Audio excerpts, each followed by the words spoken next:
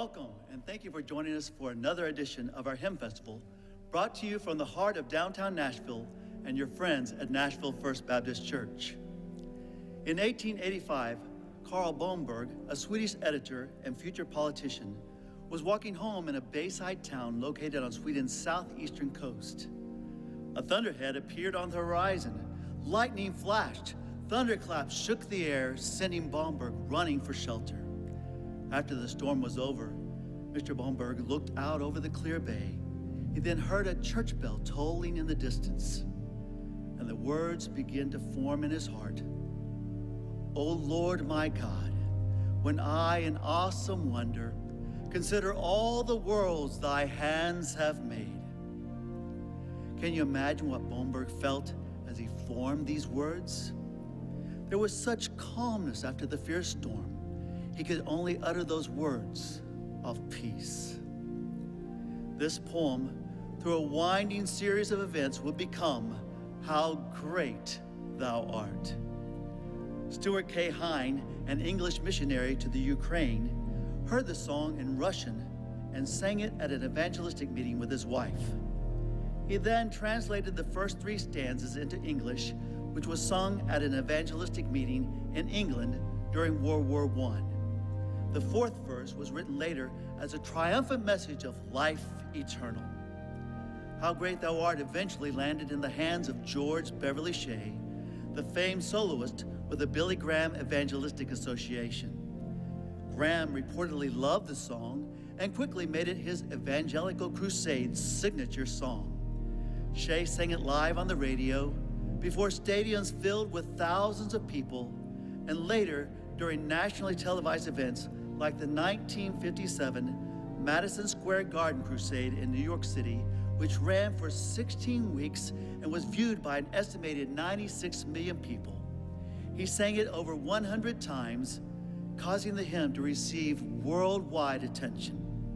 Today, millions across the world continue to sing this beautiful hymn, giving God all praise, glory, and honor for who He is, Master and Creator of all the universe.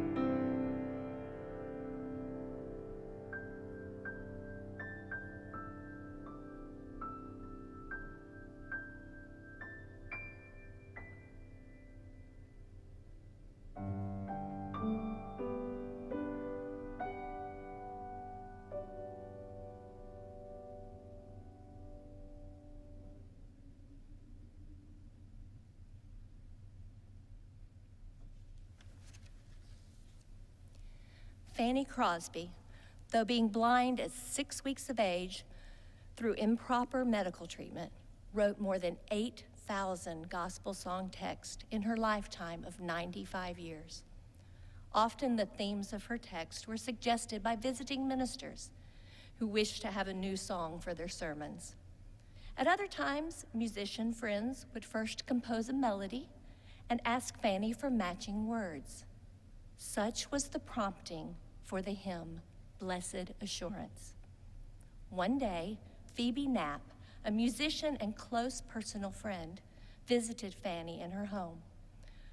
"Oh, I have had a new melody racing through my mind for some time now," Knapp said, "and I just can't think of anything else. Let me play it for you.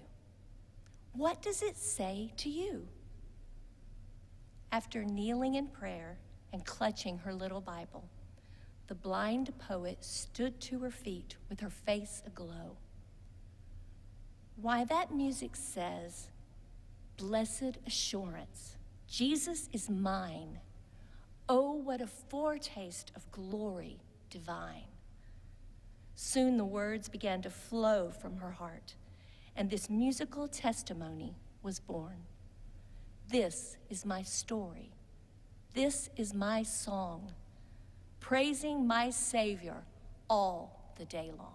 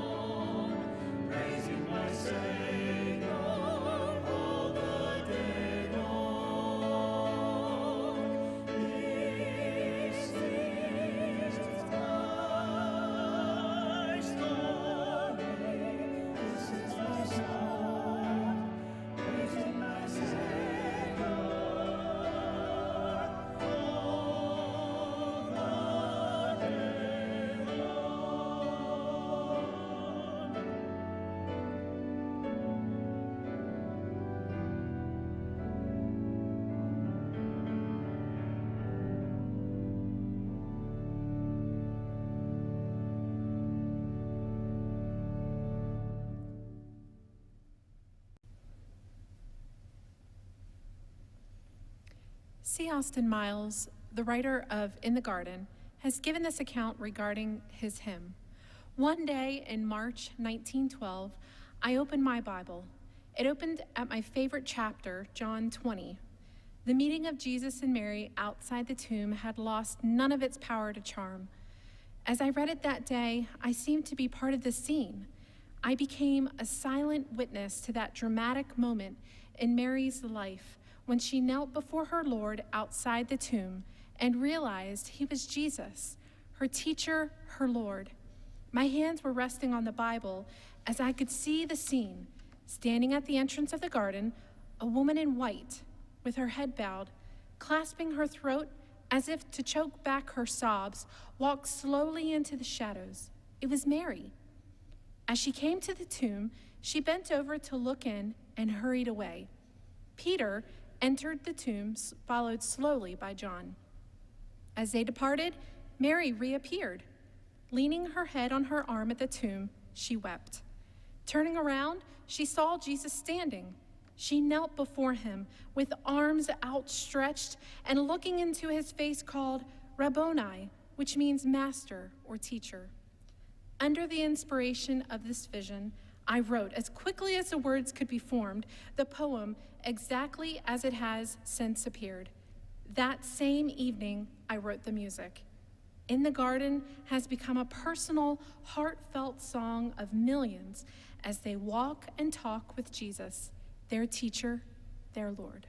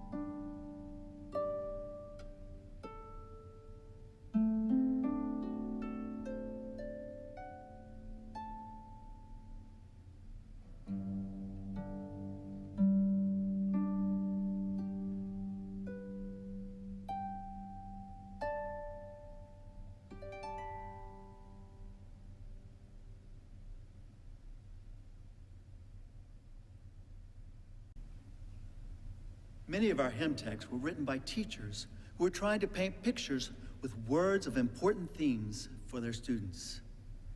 The author of When We All Get to Heaven, Eliza Edmonds Hewitt, was both a school teacher and a Sunday school teacher in Pennsylvania. Eliza's goal in writing her songs was to reach children and to teach them the basic truths of the gospel. She dedicated this particular song to her own Sunday school class there in Philadelphia. At a camp meeting in New Jersey, she collaborated with Emily Wilson, the wife of a minister, to put music to her text, creating this triumphant gospel hymn and a hope to cling to when it is that we all get to heaven. Learning to sing praise to God now is an excellent way of preparing ourselves for heaven. The scriptures teach that praise and singing will be the believer's prime occupation throughout all eternity. Allow your mind to anticipate that day in the heavenly courts when the entire family of God, those from every tribe, language, people, and nation, will see their Lord, and together will sing and shout the victory.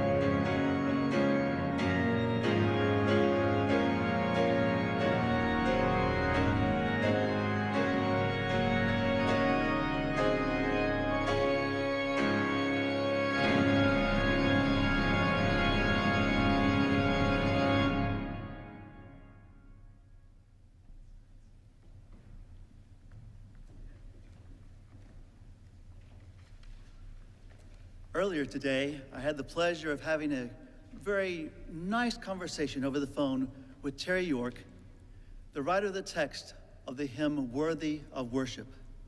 Dr. York tells a story of the time when he was serving in the church music department of the Baptist Sunday School Board, now Lifeway Christian Resources. One night he was going home real late, driving south on I-65, and these words just came to him just really very quickly. He memorized the words, and as soon as he got home, he wrote them down as quickly as he could. The next morning, he went and saw his friend and colleague, who also worked there at the Baptist Sunday School Board, Mark Blankenship, a wonderful composer. He said, "Mark, do you think you could do something with these words?" Mark affirmed Terry's work and those wonderful words and said, "I'll have something for you tomorrow morning." He went home and brought it back the next day. They met together in Mark's office, and Mark played the hymn, Worthy of Worship, as it stands today. They did not change one word or one note. They both sat there and looked at each other in awe. Fighting back the tears, they realized they had something very, very special, a gift from God that was theirs to treasure, but also to carefully steward. Since that time, it has been embraced by Baptists and churches all around the world, translated into many different languages. Join with us as we sing this wonderful hymn of our faith, Worthy of Worship.